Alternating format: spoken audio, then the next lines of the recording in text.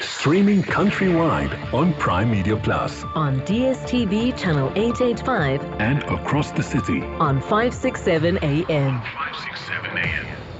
Oh, hey, it's time for my man, Chris Smith, Dr. Chris Smith, lecturer at the University of Cambridge, the Naked Scientist, our very own Naked Scientist, and he's going to answer all your questions.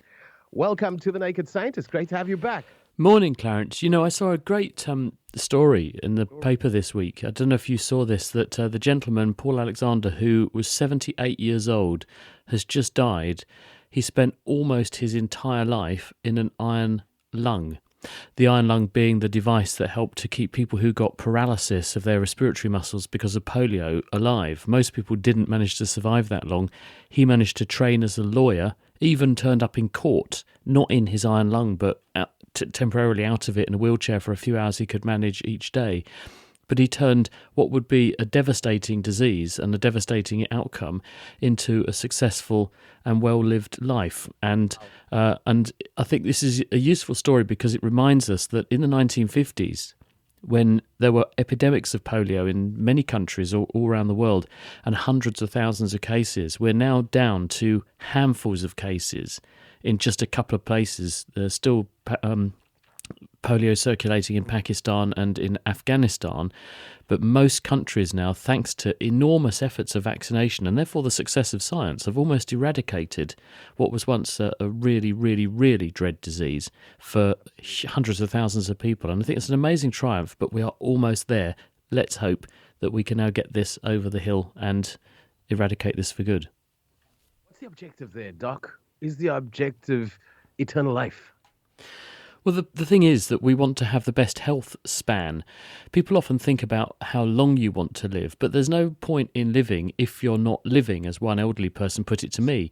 If you're not healthy, then you can't enjoy life to the same extent you can when you are healthy. So the idea is, can we shift people's health span the way that they have good quality, enjoyable, functional life as long as possible, so that you may not live any longer, but the years you do have are healthy ones. And that's really the goal of medicine, is to make people not just live longer, but to live happier, healthier lives, so they're more productive and able to enjoy what they're doing for a greater proportion of the time they have on Earth. Yeah. I wonder if people even have the aspiration of eternal life. With all the stupid people in the world, I most certainly don't want eternal life. I don't think I've got the energy for it, frankly. But let's move on. Plenty of questions for you. Lots via WhatsApp. Plenty of voice notes. Let's go there, Joe. Question for the doctor. I was wondering if, the rate at which your nails are growing, if it differs from men to women, or does it differ? Is it also affected by the food that you eat, or maybe the temperature, or summer and winter? If the doctor can just please explain, or maybe talk to us about that. George McDonald from Stellenbosch. Thank you, George. Hello, George. Well, fingernails and toenails grow slowly, and they do grow at slightly different rates in the same person. So your toenails grow slightly slower than your fingernails. Fingernails, few millimetres a month. Toenails, 1 millimetre a month, thank goodness, or you'd be down there trying to chop them all the time.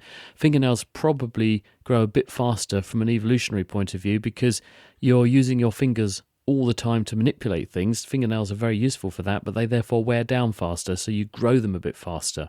They're made of the same stuff your hair is, keratin, it's a protein, and therefore they're also going to grow at the rate dictated by the nutritional status of you as a person. So if you're malnourished, if you're not eating properly, or if you have some kind of disease that means you can't absorb calories properly, you're in negative nitrogen balance, you're breaking down your proteins, or you're ill for other reasons, toenail and fingernail growth will arrest or slow down. And if you look in people who've had serious illnesses, even more trivial illnesses sometimes, they will show you their fingernails and they'll say, what are these lines? And you can see lines, almost like tide marks, across each of the fingers in the same place on each of the fingers, and these grow out with time. And this is the high watermark for that person's illness, which arrested the growth of the fingernail temporarily or slowed it down, so the characteristic shape of the nail changed temporarily at that point. And you can see in people who have, for instance, chemotherapy for cancer or for other sorts of diseases like bone marrow cancers, you see this in their fingernails, and the same thing happens with hair. And so there is a difference in people's general health and nutritional status. It's also asked about the difference between men and women. Well, everyone's different, and some people will have toenails and fingernails that grow slightly faster, some slightly slower, but on average, the average person's nails grow a few millimetres a month on their hands and about 1 millimetre a month on their feet. We have another voice note in. Let's take a listen, Joe. I've got a question for the Dr. Chris. When we get injured or superficial like skin wound or something like that, the body produces histamine around the wound, and that is something that causes people to want to scratch. It produces an itch. So the question is, why is it that we have evolved like that? What is the evolutionary reason for the body producing a substance which causes people to want to take an action that will be bad for the healing of the wound? I understand the biology of why we produce the histamine and why it causes an itch, but what is the reason that we've evolved to develop this function in our body that seems to be counter-evolutionary, and left to our own devices, we delay the healing by scratching the wound? I hope that question makes sense. Thanks. It sure does, and thanks for that. What a great point. It seems totally counterintuitive. Why do we have these mechanisms that seem to irritate us, excuse the pun, when in reality I'd much rather get on with my life and just let my body heal up? It's really all about drawing your attention to the problem, isn't it? If you have something that's painful, you tend to guard it and you tend to use it less. If you have something that's itchy, it tells you that something else is wrong with that bit of the body. It's a different sensation to pain, so it gives you an extra dimension to being able to draw your attention to a body part and then focus on doing something about it. The evolved mechanism is histamine comes from mast cells, which are big cells that sit in all of the tissues where we're exposed to the outside world. And they're crammed full, these mast cells, of granules of histamine. And when you perturb one of those cells, which can happen because you prod them, it can happen because of chemical stimulation, other injury, or when substances lock onto antibodies that are bound to those cells and then tell the cell something's going wrong, discharge your histamine. The cells are like policemen that are in the layers where we're exposed to potential threats. So they sound the initial burglar alarm. Something is damaging the skin in this region. This itch sensation draws your attention to that area. It could be a parasite trying to get through your skin. It could be something you've put on your skin which you're allergic to, etc. So it's telling you it's the skin that's a problem here. Pay attention to it. So it gives you extra information. And the role of the histamine isn't just to make you itch, which it does by activating an itch-specific group of nerve fibres that feed back to your spinal cord and say, this patch of the body where this sensation is coming from, the itch signal is also on, therefore that's itchy, and it makes you scratch it because then you're paying attention to it, but also by scratching it, you activate nerve endings that signal pain, and pain turns off itch, so that's how the system works. But it also means that when the histamine is there, you have other defences that are invoked. Histamine opens up blood vessels, so you augment the blood flow to the region that's affected, and histamine also opens up the links between blood vessel cells, making blood vessels leakier. And if you increase the gaps between the cells in the walls of the small blood vessels, then proteins like antibodies, like the other proteins that are used to fight infection, can come out from the blood and get into the tissue, and also cells of the immune system that flock to the area because they hear the histamine alarm, they can get in more easily as well. So it's a whole clever system which has some aspects of it that you need to know about consciously, which is why it tells you, and other aspects which happen subconsciously to help other elements of your body with the healing process, because the immune response coming in causes acute inflammation, release of growth factors, supply of cells to help remove infection and other inflammatory material that would impair the healing process, and then ultimately you get better. But I agree with you, it does feel quite irritating when you're scratching, thinking, if this didn't itch I wouldn't scratch it and my skin would heal up easier. You have to exert a little bit of mental control over that element of it, but the rest of it's quite a wonderful machine, really. Our interaction with The Naked Scientist every Friday after 9:30. You're welcome to post your questions via WhatsApp. 072 567 1567. Your calls anytime. 021 446 0567. Denise in Tableview, you call that number. You're welcome. Go ahead for the Naked Scientist. Thank you. I'd like to know, when they do the PCR test to test for COVID, why do they shove the swab up your nose instead of swabbing your mouth like they do for DNA? Ah, Denise, hello. Well, the reason for this, and in fact, people do both a throat swab and a nose swab for some of these COVID tests. The SARS-CoV-2 virus is a coronavirus. That's the one that causes COVID-19, the disease.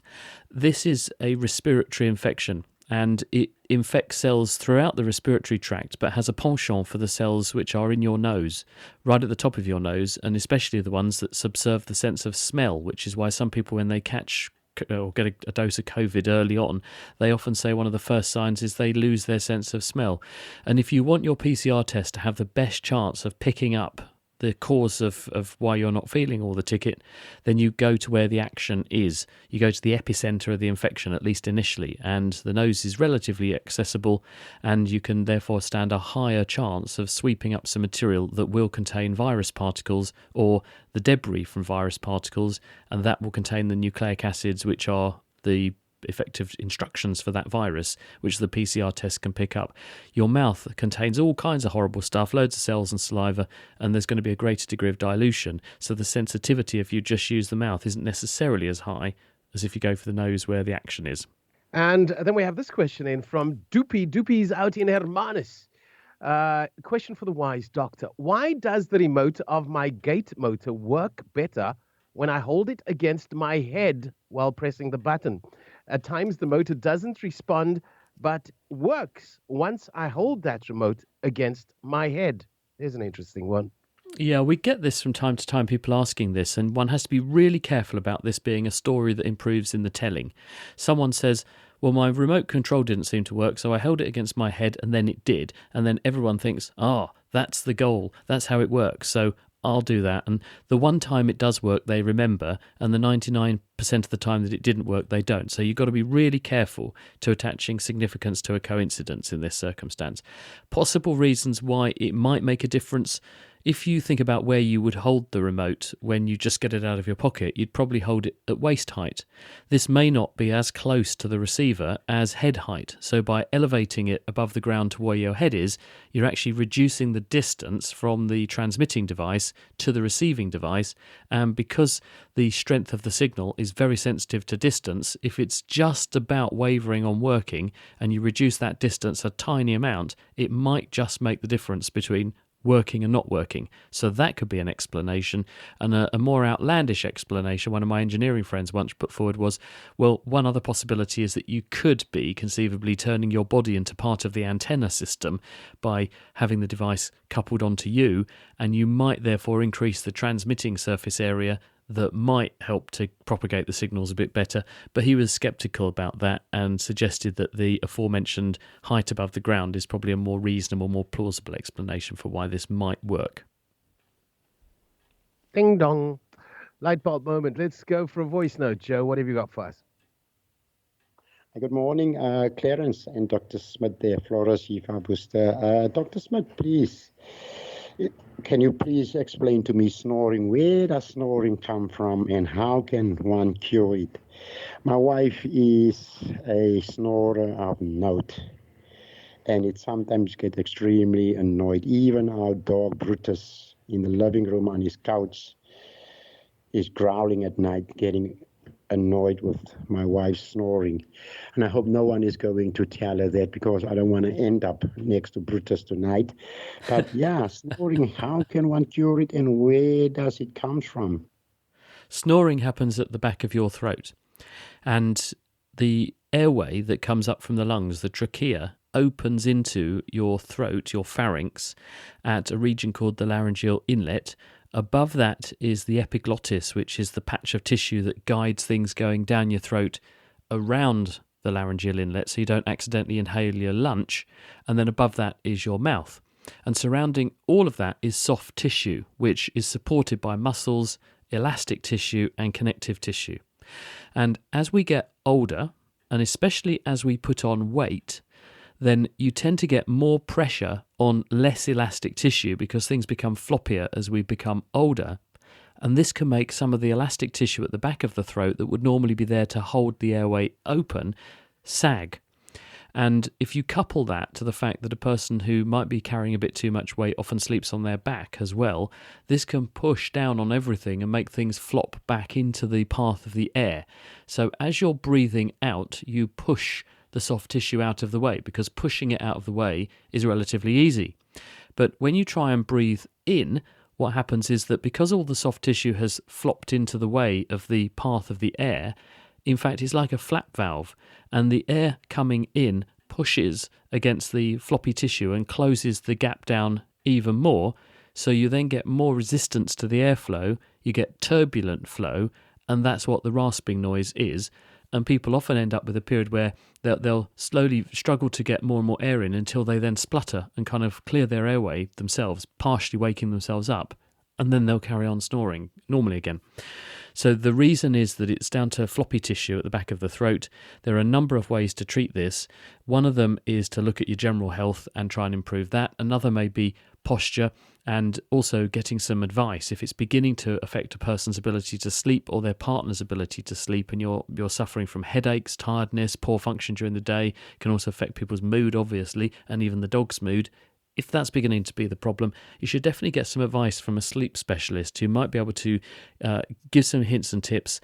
Also take a look and make sure there's not some other important anatomical reason why this is happening, and then also get you some way towards getting it managed so that you get a better night's sleep, and so does your partner. Barris in Bloberg has a fascinating question. Let's listen. Yeah, morning, Chris. I'm curious to know, if a plane took off from London and went, I presume, pretty much in a straight line down to Cape Town, while it's in the air, does the Earth's rotation speed have on where the plane ultimately could end up? Or can it fly in a straight line without being affected by it, by the speed of the Earth? Right, okay. A slightly dodgy line, but the thrust of the argument is you take off from a planet that's spinning and you fly somewhere else on the surface of that spinning planet. Well, why do you end up in the place you were going to? Why doesn't the planet turn round and you just stay where you are? Well, the reason is that if you do a simple experiment, this will reveal the explanation more clearly than I can explain it, which is fill a basin in your bathroom with a little bit of water and spin your hand round in it, and the water begins to move because your hand is moving. Now, your hand is like the Earth. The Earth is spinning inside a big blanket of atmosphere. And so as the Earth spins, it slowly drags the atmosphere around with it until the atmosphere has caught up, and like the water swirling in your hand basin with your hand at the same rate, the atmosphere is spinning with the Earth. So when you take off, you're turning because you are on the Earth's surface and you have that angular momentum. You go into atmosphere that's spinning and has that angular momentum, and then you correct for crosswinds and things like that as you go, because all pilots have to adjust their course. You can't just take off, go in a straight line and hope to get there. You do have to obviously make active adjustments, because at different layers of the altitude there are different wind speeds in different directions. But with all that taken into account, you will arrive where you end up, where you hope to end up, because the atmosphere is moving. Now, the exception to that is if you fly east-west, west-east, there are slight differences in flight times, because you are either going with the moving atmosphere or fighting against it. That does make a difference to flight times, but that's the general reason why you take off. And if you just tried to stay still, you wouldn't suddenly find the planet had turned all the way around underneath you and then you just landed again in a different place. That's why that doesn't happen. Okay, we can squeeze this one in as well. How does a color printer produce all the different colors from one canister of print powder? Marion in Sunningdale with that question. Hi, Marion. Well, actually, what they do is to use a cartridge that's got multiple different pigments in it. In the old days, you had to buy different cartridges of different colours, usually red, green and blue, or they actually use some combination which enables them to then use the same trick that a television does effectively, where it's using combinations of colours in tiny dots, which when your eye sees them, just as certain famous artists back in history knew, you see the colour you see is the combination of the colours of the two dots put close together. And so the laser printer will print tiny dots of the different colours it's got from its single cartridge, because there are separate spaces in that single cartridge which have got different coloured inks in it. It will spurt little tiny droplets next to each other, so when your eye sees the red droplet, the green droplet and the blue droplet all close together, it actually sees a sort of whiter patch. When it sees red and green next to each other, it sees a brownie patch, for example. And that's how it works. And that's where we're going to have to wrap things for today. A big thank you to The Naked Scientist. Every Friday, make that an appointment just after 9:30. Bring your questions along, and we'll have those ding-dong epiphanies that come with that interaction.